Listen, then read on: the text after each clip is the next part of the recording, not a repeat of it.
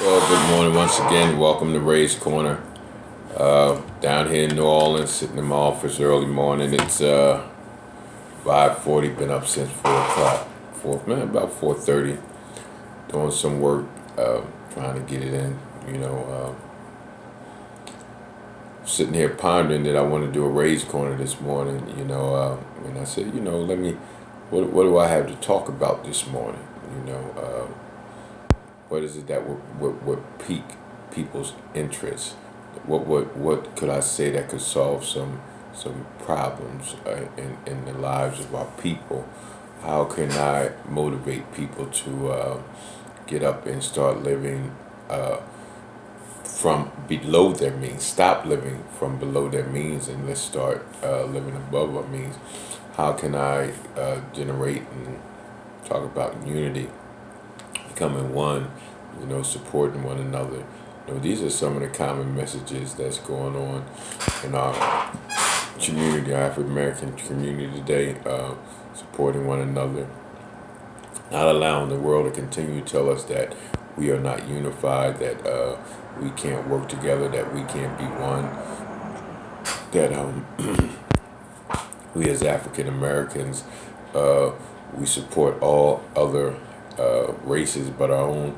I'm here this morning to talk all positive, to distill all those issues, those fables about who we are and what we do. Because when you look at it, I'm here to tell you we're not the minority of the world. We are the majority of the world.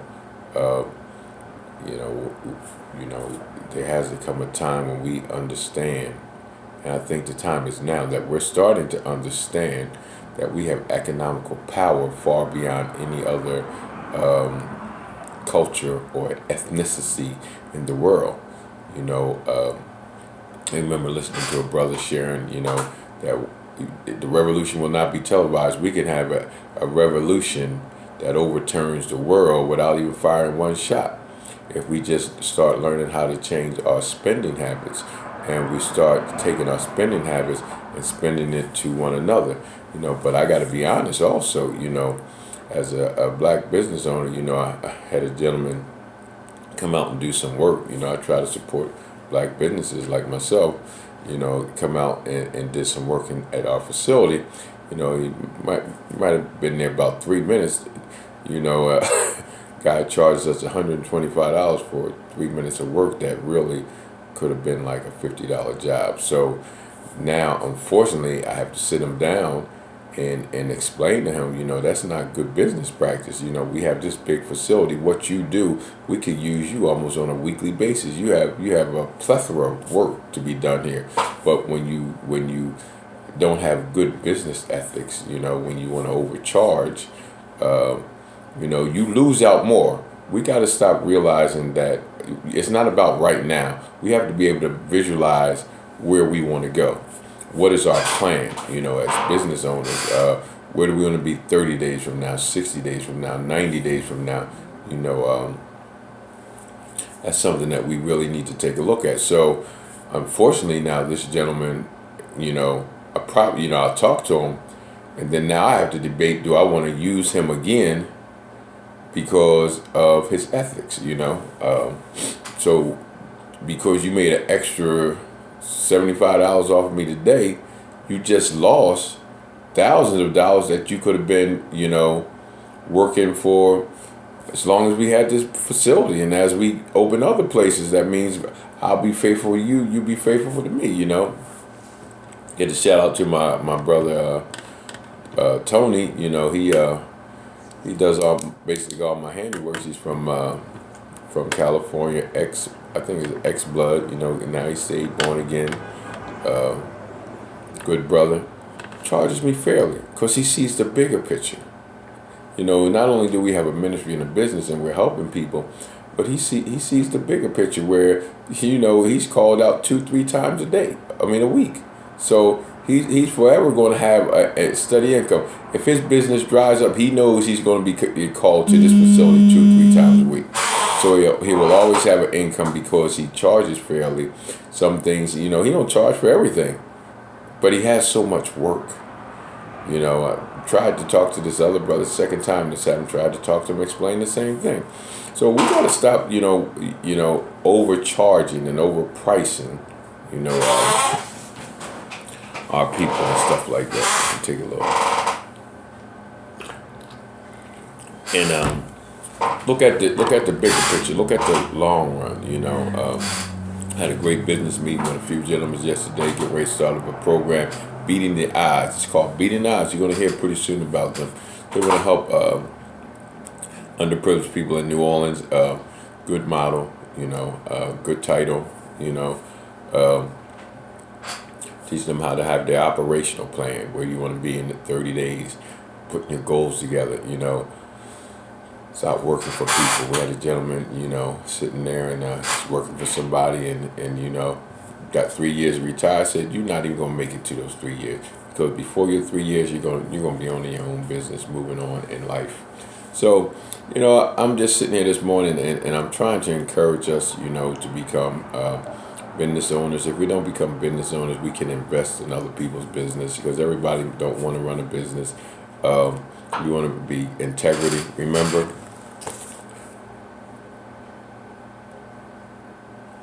what do you say?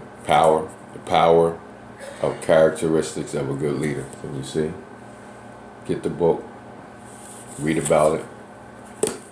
How to protect your leadership, influence, and power. So good book by Miles Monroe. We don't talk about character and integrity a whole lot, especially in the body of Christ. We don't teach that in leadership, but you need to have good integrity, good character. Now, don't mean people not going to attack your character. It's not going to be like people's not going to question your integrity. But you got to know in your heart that you're right. It's in here. My integrity, my character gets attacked almost daily on a routine basis, and I'm okay with that. It makes me stronger. It makes me want to be more. Walking a more holy, honest type of lifestyle. So I really don't have much to say this morning. I just wanted to do a shout out real quick about of course, working together as usual. So this might not be your normal exciting Raise Corner, because I'm really thinking about a lot of stuff that we really need to work on. Continue to let's work together. Let's be unified together. Let's throw some ideas out there and get this thing going. So, but this Raise Corner, don't forget Luke My Nations on Sundays, every Sunday at 3:30, Alicia Live every Sunday at 6:30, I believe. Go on Facebook, get the phone number, call in. I'm truly thinking about maybe putting together a Raise Corner radio show, having a lot of guests. One of the things I think I'm really pushing, I think I'm going to be shooting to try to get this radio show and shoot for a national syndication. Some people were actually, sharing about Raise Corner could actually go national.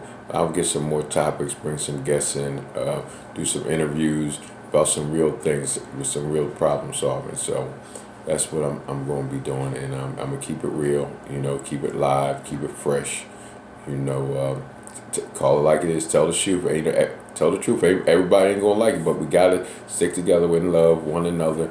We got to stay in harmony. We got to stay in unity. We got to dispel the fact that African Americans can't work together, that we're not unified, that we're all crabs in the barrel. I told you before, I'm guilty of saying those things before, but I refuse to say it now because I'm going to speak life, because whatever I say, whatever we say has to be manifested. So I'm going to continue to speak unity, not giving up on our people, always, pulling people's coat. If my coat need to be pull my coat, so it's Raise Corner.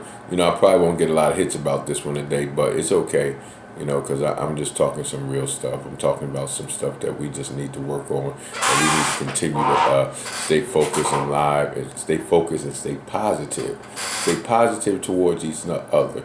Men, let's and I got to tell you, man, I'm really... man, we really, and I said we, I'm included, man. We have a lot of stuff on our plate. We got a lot of stuff going on, but, we got to be conscious. We got to be conscious. Notice I'm saying me. We got to be conscious that our significant others, our wives, we got a fiance, girlfriend. We really have to be conscious about, how we talk to them, how our tone, our mannerism, spending time with them, praying with them. I got convicted. I got, every night now I got to pray with my wife. I haven't been doing that. I got a little slack, but, being down here in New Orleans, and she's in Atlanta, actually she's in North Carolina visiting her daughter. It's important. It's important we cover our family in prayers. Prayer is good. Get a call from Pastor David. Regularly he's been praying for me, praying for my wife, praying for the business. And look, his prayers has been working. All your prayers has been working. But there's some great things that's been happening. And what prayer will do, prayer will cause you to do things right. Situations will cause you to do things right. So got some things I'm working on that I'm improving on in the business, in the marriage, as a father and stuff like that. So I really focus on, I help people create businesses, but I'm really focused on my daughters. They want to do some businesses, my son. So I'm really making sure that happens in their life. I can't be trying to set everybody else up, and then my own family, is lacking because I can't find time for them. No, I'm gonna find time for them. I'm gonna push them. I'm gonna do their paperwork, and that's what we got to do. If we each one teach one, but if we start in our families and then work our way out to the community and then work our way out to the world, then it'll be good because then you have strength. You have strength in numbers. There's nothing greater than the family unit. My son Stacy Raheem, I still call him Stacy, but I respect him because that's what he liked to be called, Raheem, because that's his Muslim name. So I'll say that out in public and continue to call myself Stacy in private. But Raheem, he's a great young man, great father, always talking about dad. Look, let's get all my brothers and sisters together. Let's get all the grandkids. Let's have a big thing. He's big on that, and I'm proud of you. I'm proud of you, young man. You're doing good. Daughter Kiara, she wants to actually start up her own shared living program in Camden. So I'm going to be pushing on that. Doreen's Tiffany, because I have a Tiffany too. Doreen's Tiffany. Was trying to set up a lab with Suboxone and stuff like that in Charlotte. We actually just set one up here in New Orleans, so I'll be help pushing her for that. Trey, Doreen's son Trey. I don't distinguish stepdad and all that stuff. Her kids, my kids. Don't have to call me dad and all that. But it's a family. We all a family. We one. Great. He's trying to step out there and do some business stuff. We sat down and watched Black Friday the last time he was down. Very excited, very motivated. So I'm gonna be working with him, pushing him into some of his own things, consulting firms and things like that. So we as men, we can take our talents and transform it to our children. My other daughter Tiffany, she's just multifaceted, multi-talented. She's a little mad at me right now, but that's okay. She always get mad at me, She the little one that, yeah, the little spoiled one, Anyway, but she has a lot of stuff that she'd like to do. So we're just pushing forward, and keep praying for my son Raymond, So those are some of the things that we're working with, and we're going to be doing inside the family, promoting family business. So I'm looking forward to shooting to Camden. Got some projects going on in Camden. Brother Amir Khan is my guy, working with him. Keep an eye on him. He's doing a lot of great things in Camden. A lot of y'all saying a lot of negative stuff about him, about the motive, but gotta look at a man's heart. Everybody can change with the right guidance, the right people around them. Everybody changes. Even I'm a prime example of that. But anyway, I'm gonna get ready to shut it down. I'm gonna get back with you later on today. This has been Ray's Corner. Camden's in the house. Peace. Love you, Doreen. Miss you, girl. Can't wait to see you tomorrow morning. Holla. Tomorrow morning is March 19th. Be there on time to pick your pudding up. Holla.